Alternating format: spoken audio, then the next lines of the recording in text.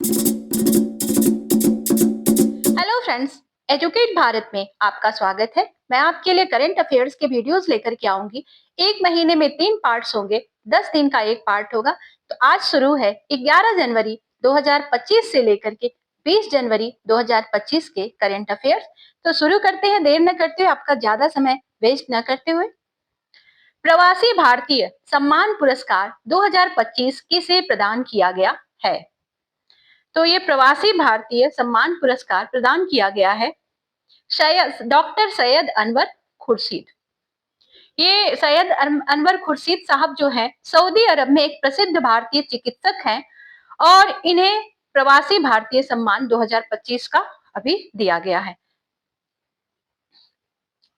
अगला प्रश्न है, थर्ड आई एशियन फिल्म फेस्टिवल का 21वां संस्करण 10 जनवरी से 16 जनवरी 2025 तक किन शहरों में आयोजित किया जाएगा नहीं किया गया? तो ये आयोजित अभी किया गया है फ्रेंड्स, मुंबई और ठाणे में। मुंबई और ठाणे। थर्ड आई एशियन फिल्म फेस्टिवल का 21वां संस्करण 10 जनवरी से 16 जनवरी तक कंप्लीट हुआ और ये 2025 मुंबई और ठाणे में आयोजित किया गया, समाप्त हो चुका है।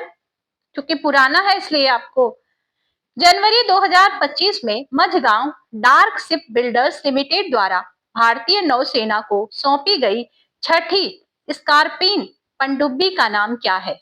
ए खंडेरी, बी करंज, सी वेला, डी बाघ सीर। तो इस पनडुब्बी का नाम है फ्रेंड्स बाघ सीर। मुंबई स्थित Mazagaon dock ship builders limited ने 10 जनवरी 2025 को एक प्रोजेक्ट पूरा किया।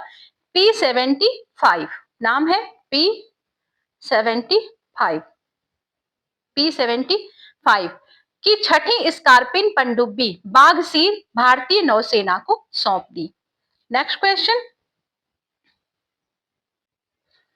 अगला प्रश्न है, खो खो विश्व कप 2025 में भारतीय पुरुष टीम का नेतृत्व कौन कर रहा है? तो भारतीय पुरुष कप का नेतृत्व करने वाले हैं प्रतीक वाइकर।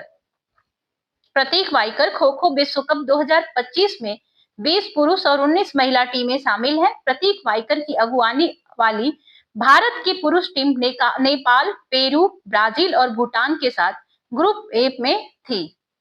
अब आते हैं नेक्स्ट क्वेश्चन।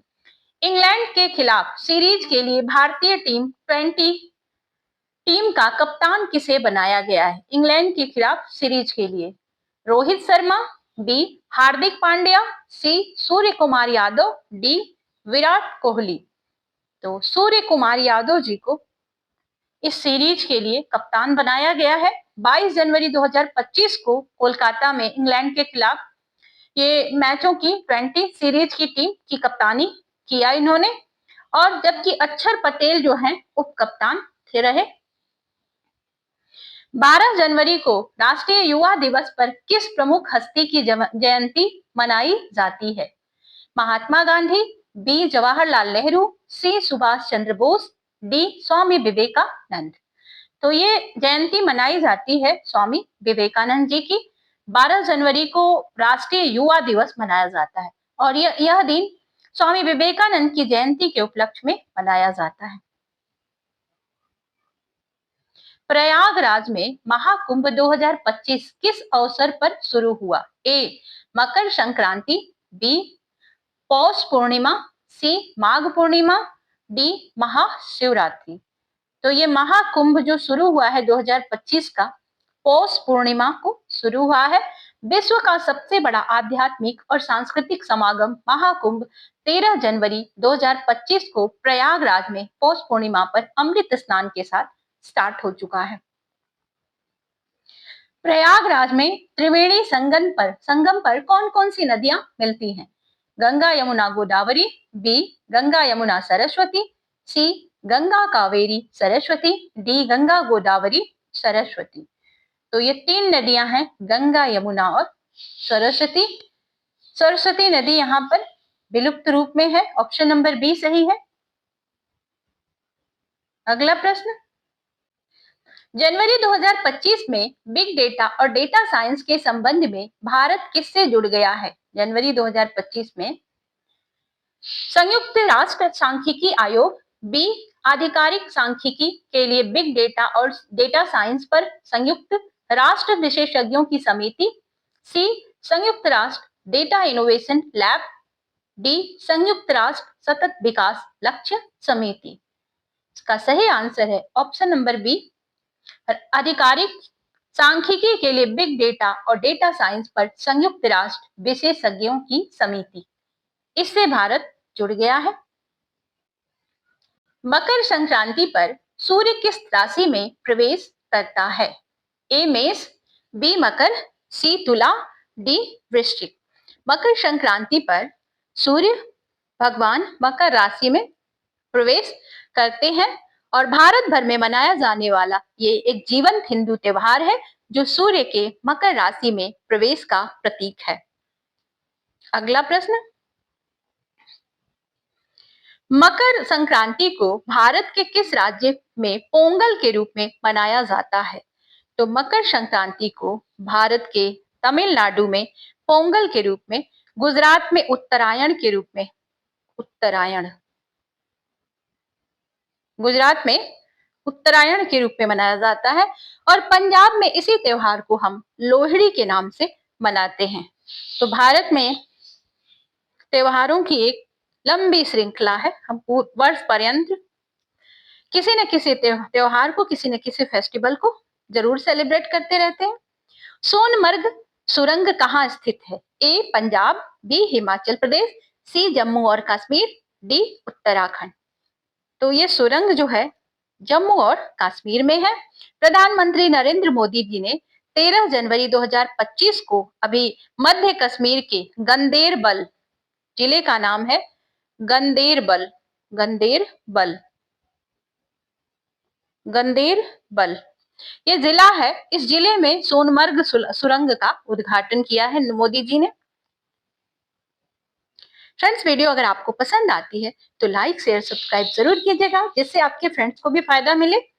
महिला अंडर 19 वनडे ट्रॉफी के इतिहास में सर्वोच्च व्यक्तिगत स्कोरर कौन बनी? स्मृति मंधाना, बी मिताली राज, सी हरमनप्रीत कौर, डी ईरा जाधव। इनका नाम है ईरा जाधव। 13 जनवरी 2024 को मुंबई की Ira Jadhav under 19 one day trophy के इतिहास में इन्होंने सर्वोच्च व्यक्तिगत स्कोरर बनी। 14 वर्षीय इस प्रतिभाशाली खिलाड़ी ने बेंगलुरु के अलूर क्रिकेट स्टेडियम में मेघालय के खिलाफ 157 गेंदों पर 346 रनों की नाबाद पारी को खेला। अब है दोस्तों 15 जनवरी के करंट अफेयर्स। जनवरी 2025 में 2 नई बटालियनों के निर्माण के बाद केंद्रीय औद्योगिक सुरक्षा बल CISF की अपेक्षित कुल संख्या कितनी होगी? लगभग 1 लाख, लगभग 1.5 लाख, लगभग 2 लाख, लगभग 2.5 लाख।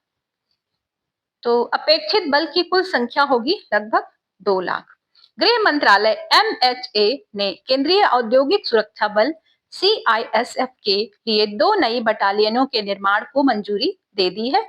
इस विस्तार के साथ CISF की कुल संख्या 200,000 कर्मियों तक बढ़ जाएगी या 2 लाख तक बढ़ जाएगी। नेक्स्ट क्वेश्चन, भारतीय सेना के पहले भारतीय कमांडर इन चीफ कौन थे? भारतीय सेना के पहले कमांडर इन चीफ कौन थे? General FRR Bucher, B general KM Cariappa, B general Sam Manekshaw, D general Vikram Singh. इनका नाम है जनरल KM करियप्पा। 15 जनवरी 1949 को जनरल KM करियप्पा भारतीय सेना के पहले भारतीय कमांडर इन चीफ बने। उन्होंने अंतिम British commander in chief general sir FRR butcher से पदभार को संभाला। सिंगापुर के राष्ट्रपति थरमनसान मुगरत्नम भारत की अपनी 5 दिवसीय यात्रा के लिए नई दिल्ली कब पहुंचे? तो ये पहुंचे हैं 15 जनवरी 2025 को। सिंगापुर के राष्ट्रपति थरमन सान मुगरत्नम 15 जनवरी 2025 से शुरू होने वाली इनकी जो 5 दिवसीय राजकीय यात्रा है पर दिल्ली ये पहुंचे हैं और अभी इनकी यात्रा समाप्त हो चुकी है।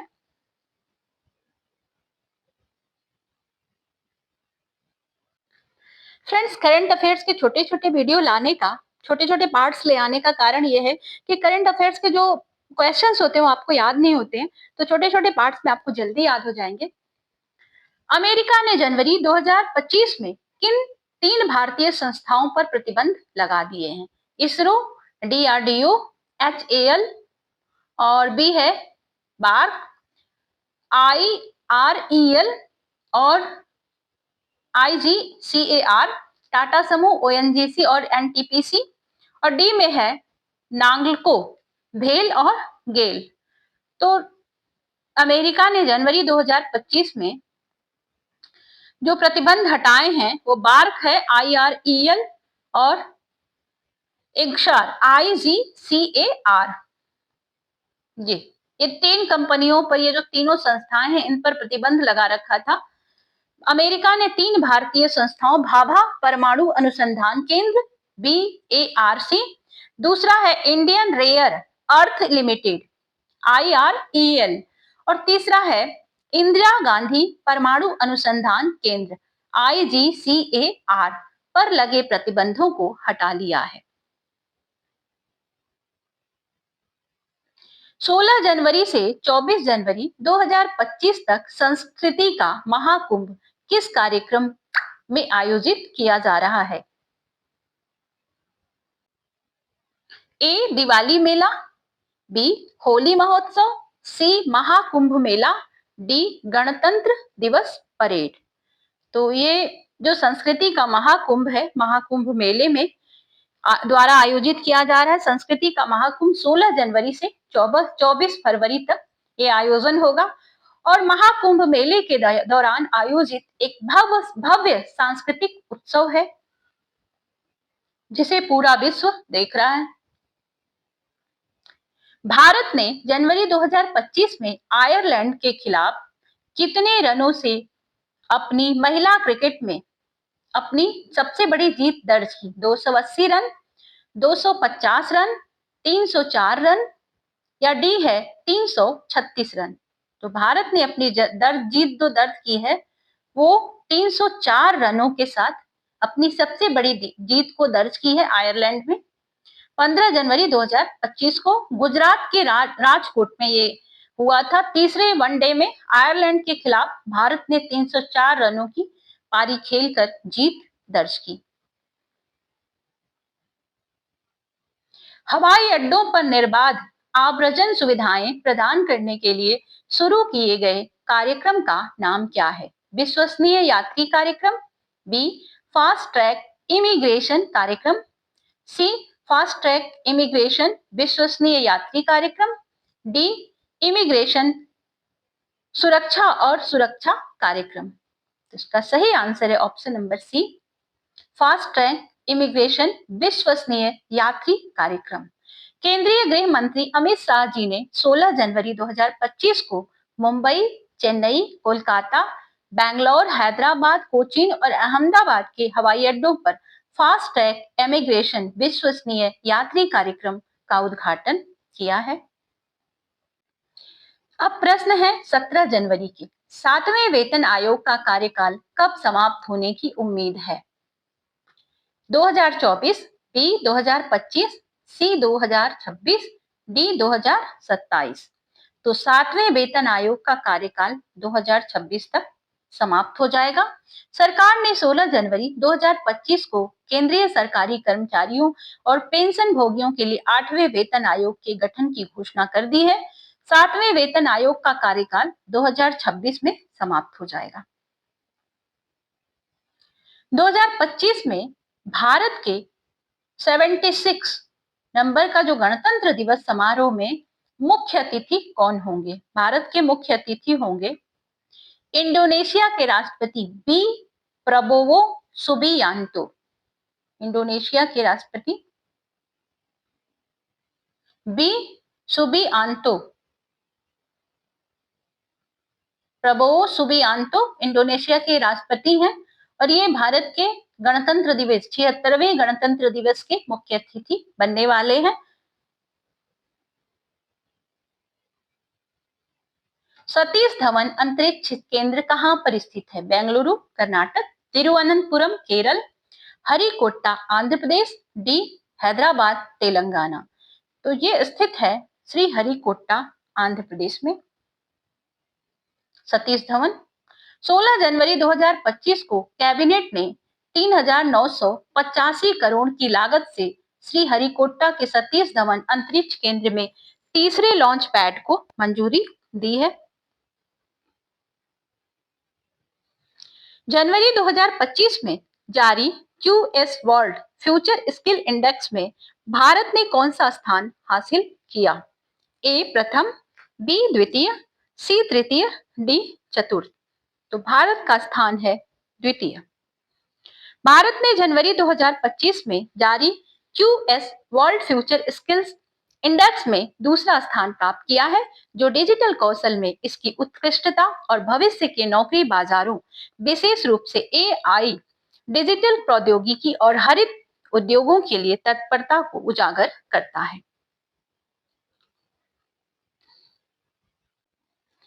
अब है 18 जनवरी 2025 के करंट अफेयर्स। उस मिशन का क्या नाम है जिसके तहत भारत ने अपना पहला अंतरिक्ष डॉकिंग हासिल किया? ए चंद्रयान 4, बी गगनयान, सी स्पेडेक्स, डी मंगलयान। इसका नाम है स्पेडेक्स। 16 जनवरी 2025 को इसरो ने घोषणा की कि भारत ने स्पेडेक्स मिशन के तहत सफलतापूर्वक अंतरिक्ष डॉकिंग हासिल की, जिससे वह रूस, अमेरिका और चीन के बाद ऐसा करने वाला दुनिया का चौथे नंबर का देश बन गया है। 17 जनवरी 2025 17 जनवरी से 22 जनवरी 2025 तक आयोजित भारत मोबिलिटी ग्लोबल एक्सपो 2025 किस क्षेत्र या किस उद्योग से संबंधित है? Health care, B automotive mobility, C सूचना प्रौद्योगिकी, डी रियल एस्टेट। तो ये स्थित है ऑटोमोटिव और मोबिलिटी।